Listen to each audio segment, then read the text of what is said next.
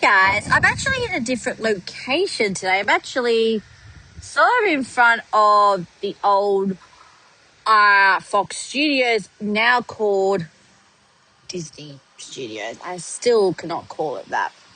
As a local. Now, why would I be coming out here? Well, Spaceballs is actually filming possibly right here in my hometown. So I thought I might come down, see if I can meet some of the actors, and we will see. But why I wanted to come on here was I rented The Strangers Prey at Night, which actually stars one of the actors in Spaceballs 2, Lucas Pullman. Now, I went into this having some idea of what happened in The Strangers. I had seen that one previously, but it's been a few years. So I pretty much went into it almost blind. I think I had just seen the pool scene just to see if it was good. And I liked that scene, so I thought I would rent it. And boy, it is extremely rare nowadays to actually make me jump, especially with a horror movie, which is what this is. It is a horror movie, but it's more of what I would probably put down as a suspense than more of a slasher movie. And the only other actor in this particular production I knew was actually Kenzie, who I know from her work as in Road to Terabithia, where she played Josh Hutcherson's baby sister, and the young Snow White in Once Upon a Time. So they were my two real ins to the story.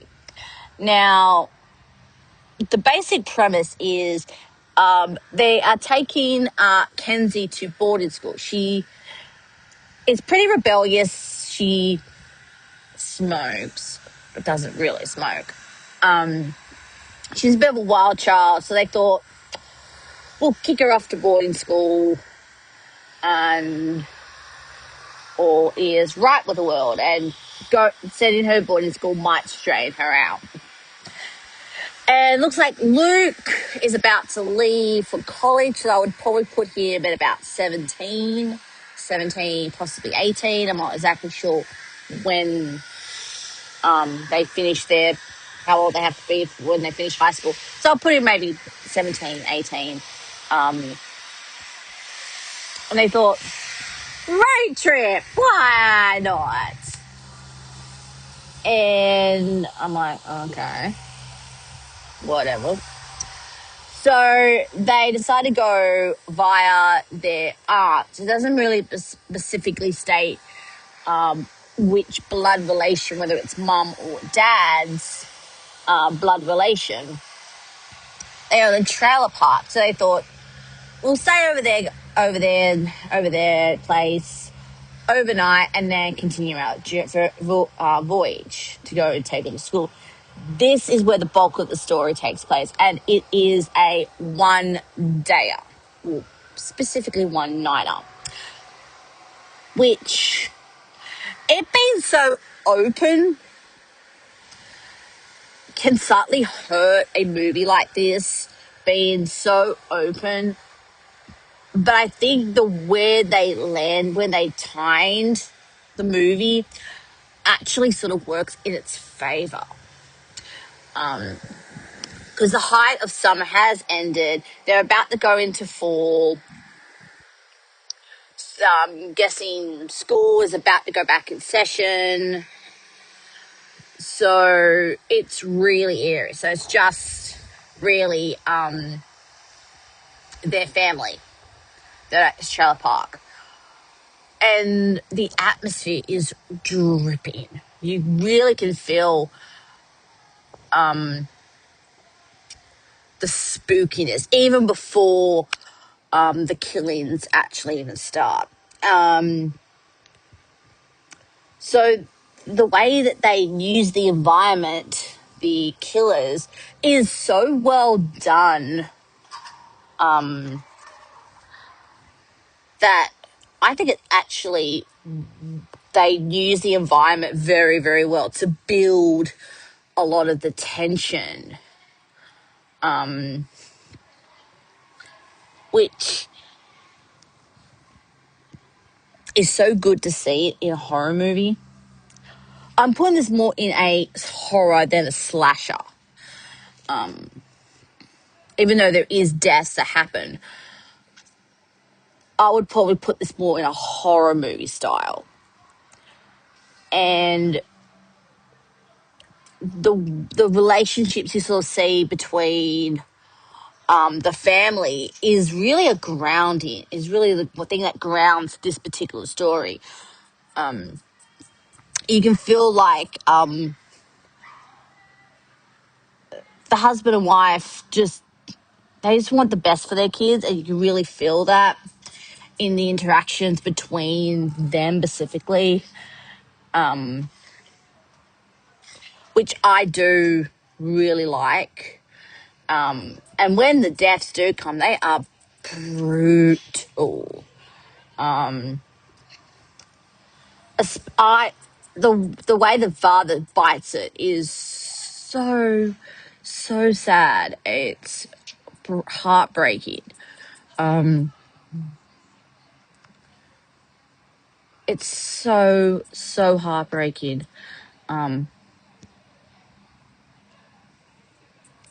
And you really feel the protectiveness of Luke, especially when the strangers really start picking off or try to pick off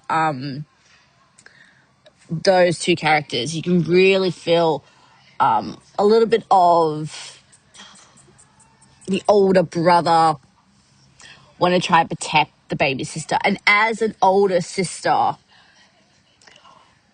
I can really identify with that particular feeling of wanting no harm to come to your younger siblings. And I thought that was really beautiful to see in a horror movie. I thoroughly enjoyed myself. I jumped at a few of the sequences, and as I said earlier, that is super rare. Because I was watching it at home. I had my AirPods in. I've got Apple TV, which is how I rented it, and I was going, "Ah!" and my sister was like, "What the heck?" For that sort of reaction, I'm definitely going to pick this up on iTunes. I would love to get physically. I thoroughly enjoy a good movie that can make me scared and make me really terrified. And as I said, that's a little bit hard to do with me. I think having an in like Lewis, I think sort of, I would say, helped with that. And if you're curious about him potentially feel like he was a Nepo baby because of his dad, this performance really shows that he's not just a performer that been pushed into the industry, if that makes a lot of sense. I've sat through a few of these Nepo baby sort of performances. Ironically, he actually worked with another Nepo baby a little bit later on in his career, Kiefer Sutherland.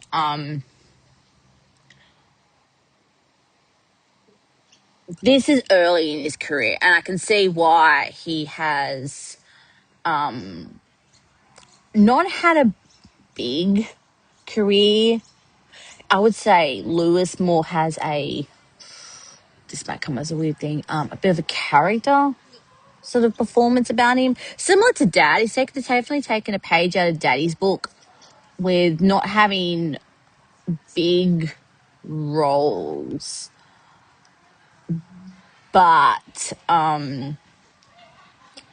still being like a working actor, honing his craft. I'd say well done to you.